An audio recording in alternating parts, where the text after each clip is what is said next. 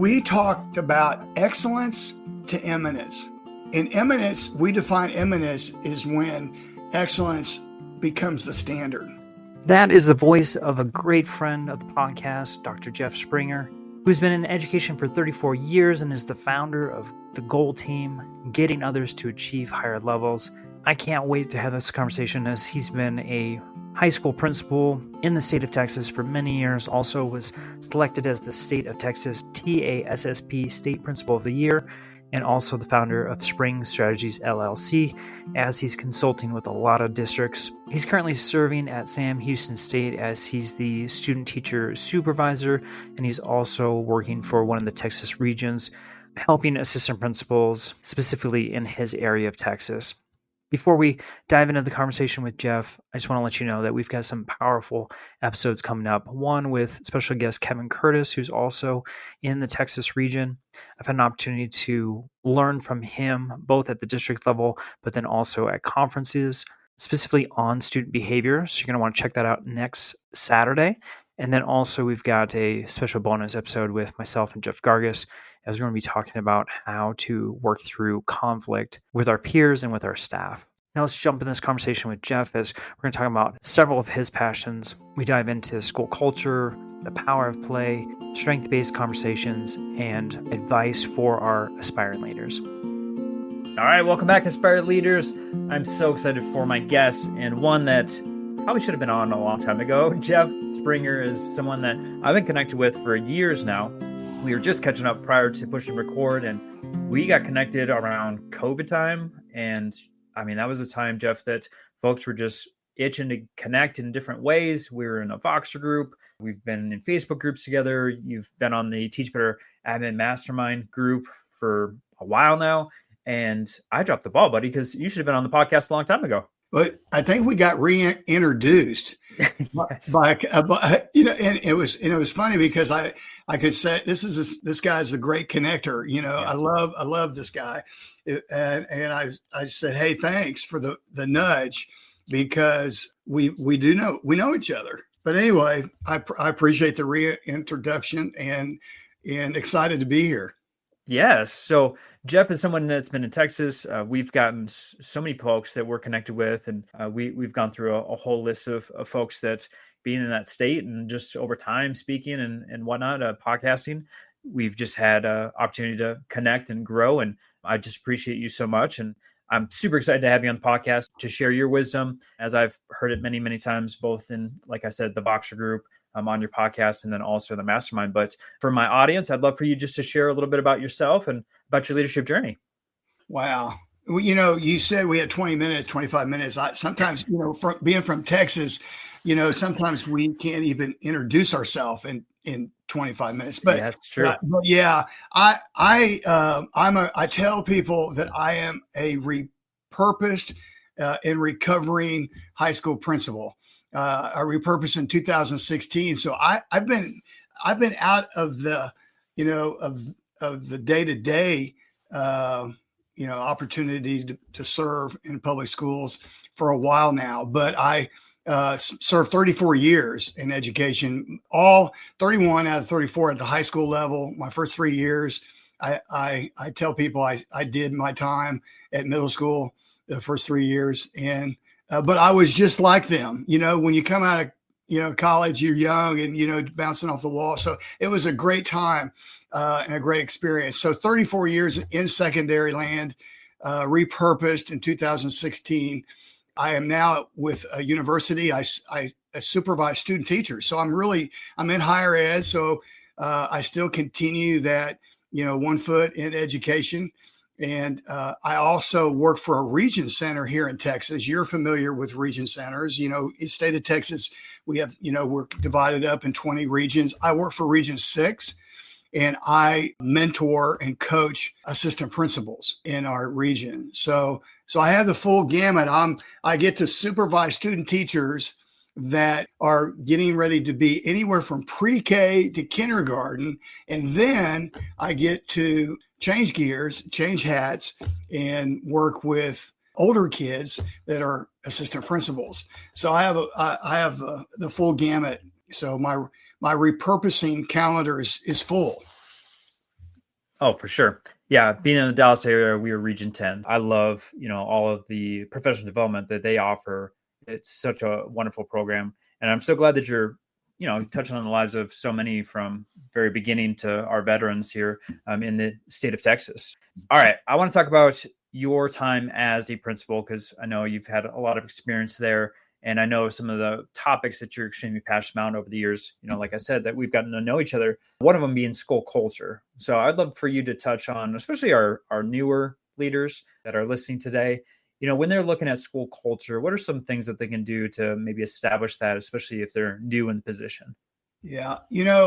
It's really important, Josh, that when you go into a position, first of all, that first year, regardless of whether it's assistant principal or associate principal or principal of the building, whatever level you start at or you're in at the time, that first year really needs to be a year of, I think, of a lot of observing. And of course, every scenario is different, and sometimes you have a different charge. Sometimes you get a charge from a district, and you're supposed to be the game changer. They want you to come in and really, and that's why you're there. But in most cases, you come in, I think, especially at a level as an assistant principal or an associate principal, where you're not the campus leader yet. I think there needs to be a lot of observation, a lot of learning, a lot of listening. Then looking at ways to where you can add value to the current environment. And because wherever you go, there's always positives, but there's also opportunities for you to put your own signature, to add value to those. So I always look at, okay, how can we create an environment where when people walk in the building, from the moment they walk in, that they know that there's something different, Josh, and those are so, it's difficult to describe sometimes. There's some, sometimes they're not really, really tangible. Some of those things can be created, but sometimes there's just simply no substitute for putting in the work and then also putting in the time. Yeah, I think the time piece too, and maybe you can speak on this, is just the relationship building, with your staff and those that you work with, because I think you're right. I think it's a feeling, it's a vibe that you get, and that can be from students walking in the building to parents walking in the front office to the staff going into a meeting. They can just feel that culture and that shift potentially that you're trying to impact. But I think at the core of it, and I know you're a believer of this, is as the leader of the campus or being an administrator, is that relationships are so key. They are. I mean, again, nobody really wants to know, all your accolades or how much knowledge you have or wisdom until they really know and can see for themselves that you care, and that you're willing to build that bridge and be that active listener. And one of the very first things I did when I got to the high school, I was there 14 years, which is about 3 times, the average stay, 3 to 5 years, as you know, Josh, so for various reasons, a lot of times they're for, another opportunity or going to Central. I had no desire ever I wanted to be a high school principal at a large school in the state of Texas. And that's what we were as big as 2,800 at one time. Then we split and got down as low as 1,700. And when I repurposed, I think we were back up to about 2,200.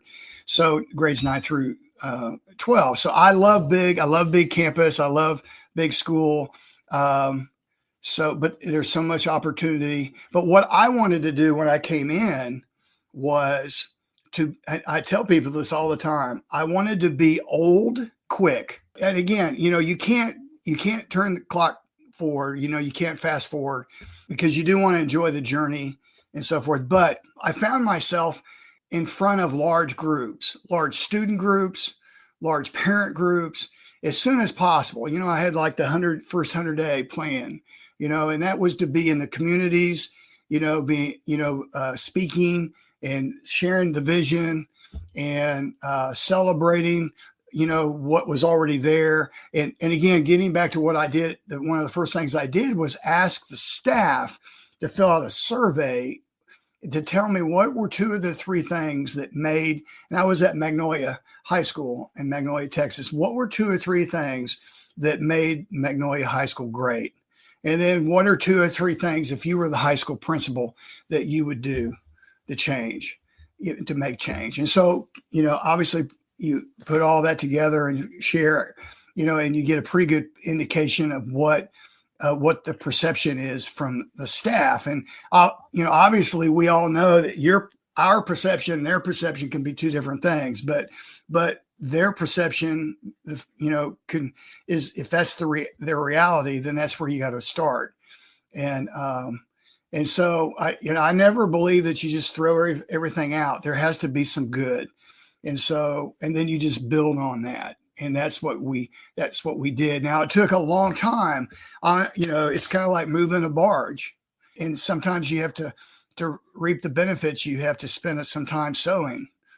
And so a lot of times when I talk to young administrators, I say, look, this is not going to be, you may not like to hear what I'm about ready to tell you, but to get to that point, we were there 14 years, and it was really not until the last 6 or 7 years that we really saw the benefit of the work that we did laying the foundation.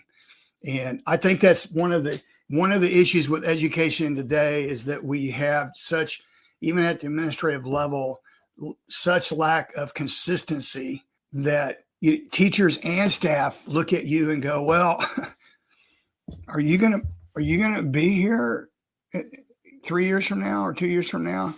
So one of the things I always wanted to do was to let them know that I was there for the long haul.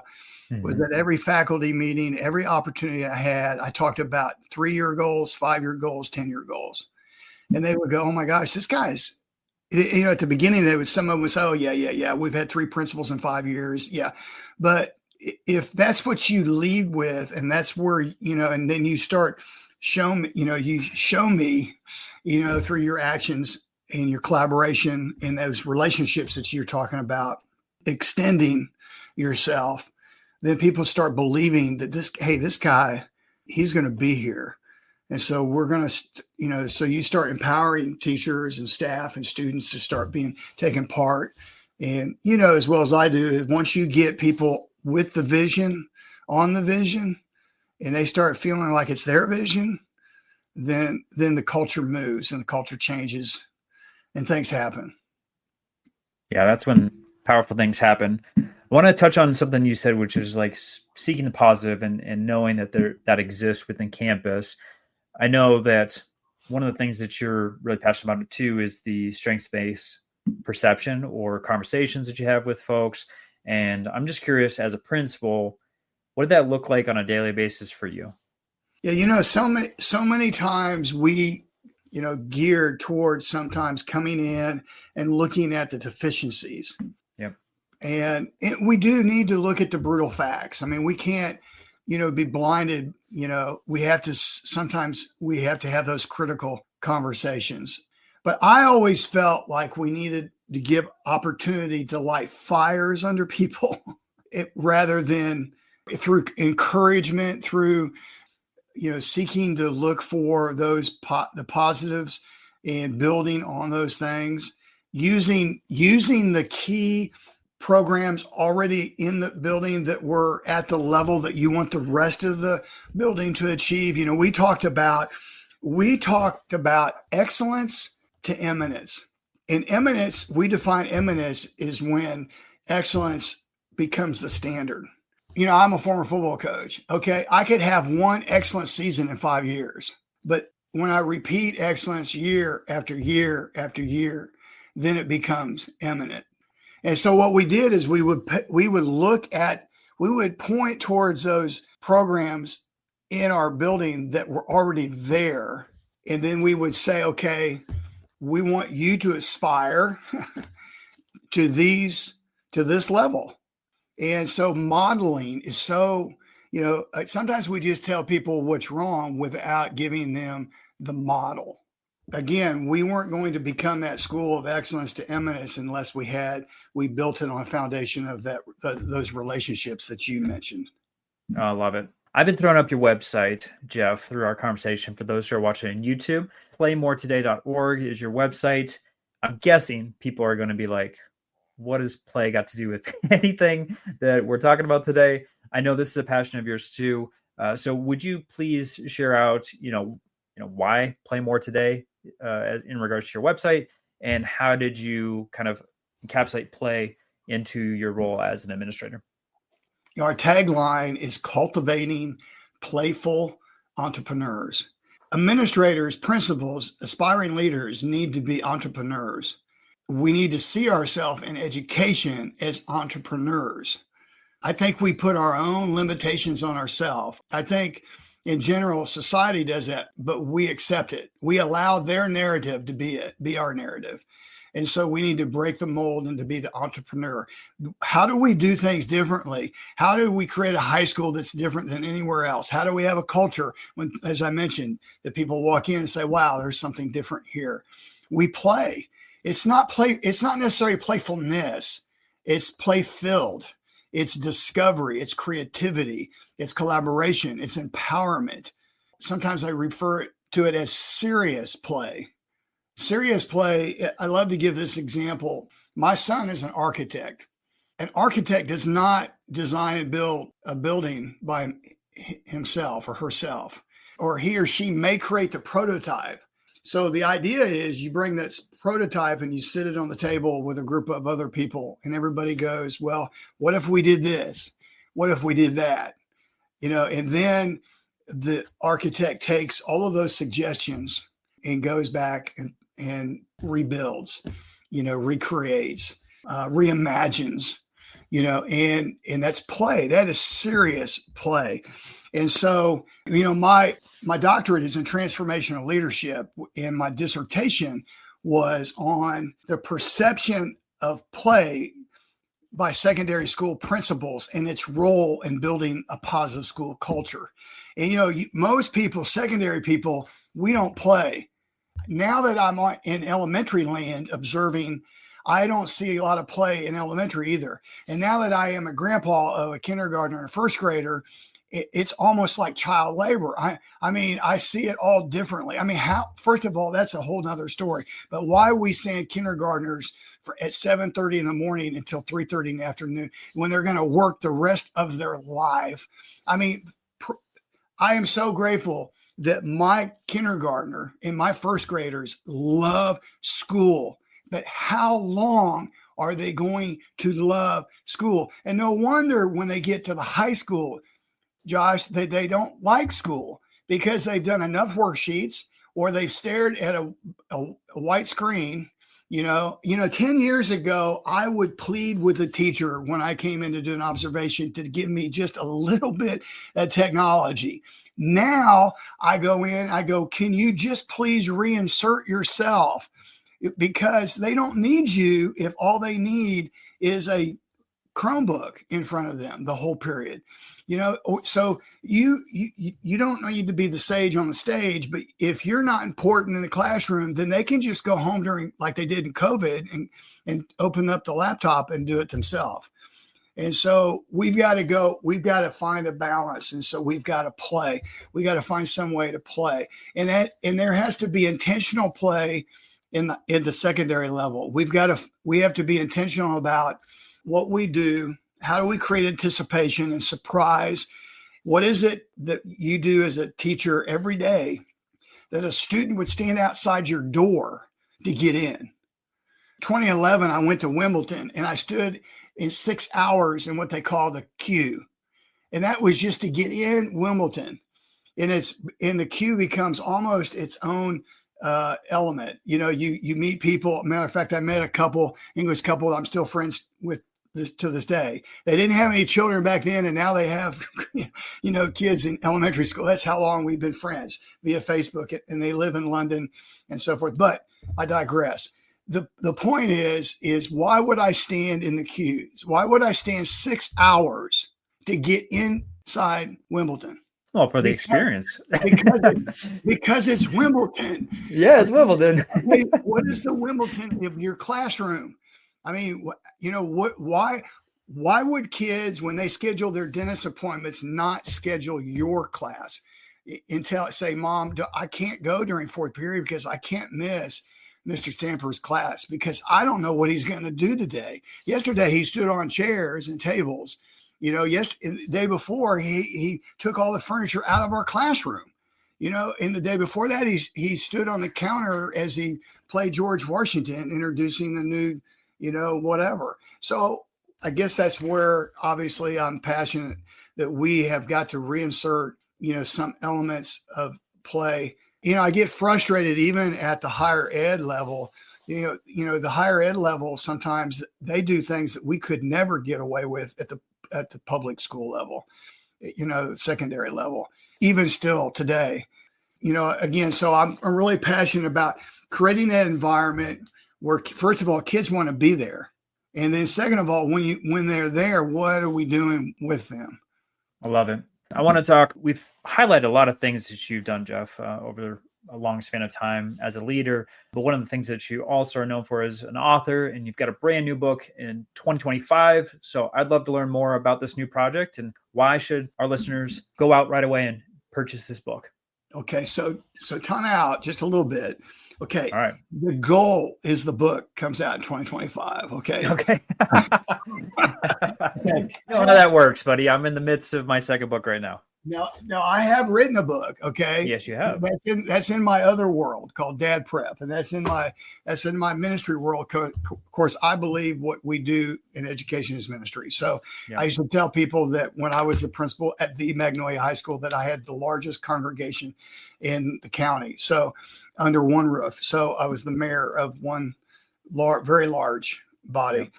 But I've always felt like I have this other book in me, even though I swore, Josh, when I wrote that book, I would never write another book. Right now, I'm in the process of writing, it's, again, the power of play. It's, purposeful leadership and the power of play. Preparation, purposefulness, and play. Those are the 3 Ps. So, what is it as aspiring leaders, as current leaders, if you influence, you're a leader. I tell teachers, have you ever noticed that teachers don't like to consider, a lot of them don't like to consider themselves as leaders. They think leader is the guy down the hallway in the office. And I tell them, I said, they influence more than one person. You're a leader. Well, you have probably 130 students on your roll. So you're doing a lot of influencing, and students are leaders as well.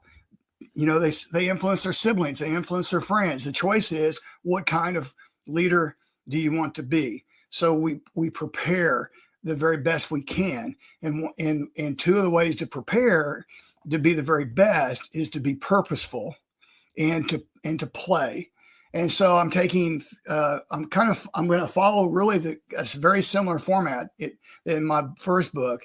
And it's going to be some weekly lessons or 52 lessons, aspects of what it means to lead as a principal or a campus leader in a very purposeful and utilizing the power of play, whether you're, considering your heart, considering your conversations, considering your vision, your mission, your goals, how do you infuse the, aspects of play? And really what that does, Josh, is gives you balance, in your life.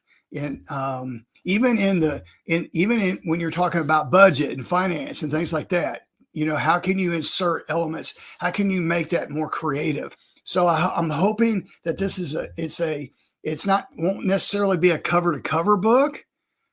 It'll be a crack open book at any place you open it. Would have very large quotes. If all they read is that the page with the pull out, as they're running to do bus duty or lunch duty, or to meet a parent at the front office or whatever it is, duty calls. That's the goal. That's the dream. Whether it gets published in 2025 or early 2026 is yet to be seen, but it's definitely on the table. Awesome, man. Well, I can't wait for that resource. And, obviously let me know when it comes out, because I want to make sure, everyone knows that it exists and it's there for them, because I know it's going to help a lot of folks. With that, a question I always ask my guests, Jeff, is that, if there's something they could do tomorrow or next week to enhance their leadership journey, what would you recommend them do? I would say that every one of us, whatever title we carry with us, we need a coach. We all need a coach or a mentor or a sage. We need somebody that has sat in the same seat that we're going to sit in or we're currently sitting in, because nobody understands the role of a principal except another principal or an assistant principal or whatever role and so find that mentor, find that coach, be coachable, be willing and be coachable. Those are two things I tell my student teachers, because they're on the job. It's a year-long residency now. I don't know if you know that, but most student teachers now are on the job for the full year. They're in their placement 3 days a week in the fall and in the spring every day. So it really is like an internship, a year-long internship. But I tell them to defer often to their cooperating teacher and to be willing and coachable. The other thing that I would say that's equally important is to take initiative. Every one of you have something to give. Every one of you have a talent or a skill that we've been waiting on. So take the initiative to add that value to your team, to your campus, and to the stakeholders that you lead. Jeff, I know folks are going to want more information. I mean, I already said your website, and I've been posting it on the screen for everyone that it's been watching on YouTube. But for those who want to connect with you on social media, maybe get some more additional resources from you, what's the best way to connect? Other than the website, my email, and it's the same, jeff@playmoreToday.org. It's probably the best. Or you could text me and we can put, I have no problem with that, sharing my cell. And, I'm on, I'm on Facebook, I'm on Instagram and all of those will be, I know you have them listed, will be in the show notes as well. Oh, for sure. Yeah, I think that's the easiest thing is, for folks just to go to the show notes or over at joshstamper.com. You'll have all the information here in regards to getting a hold of Jeff. And yeah, like I said, I've been connected with this wonderful leader for years, literally. Have gained so much insights just from conversations, like I said, on the various social media applications and then also in our mastermind. But I think, like Jeff was saying, like if you don't have a coach or someone that's talking into your life or a community that you can go to, similar to what we were talking about with the mastermind, I mean, you need to find that immediately because you can't do the job alone. You can't do it on an island, and you definitely need to seek those folks out. And Jeff is a great one to do so. So if you have any questions or you need any additional resources, please reach out. Jeff is wonderful about that, and we'll definitely put you on the right path. So with that, Jeff, I appreciate so much of your work, what you're doing in the state of Texas, all over the country, and how you're supporting both the beginning teachers and then our veterans. You're touching a lot of lives, and I just appreciate you so much. Well, I appreciate this opportunity, Josh, and this platform. And, this education thing is a pretty important opportunity for us to continue to grow each other and to grow, the next generations. This podcast is a proud member of the Teach Better Podcast Network. Better today, better tomorrow, and the podcast to get you there. Explore more podcasts at teachbetter.com/podcasts, and we'll see you at the next episode.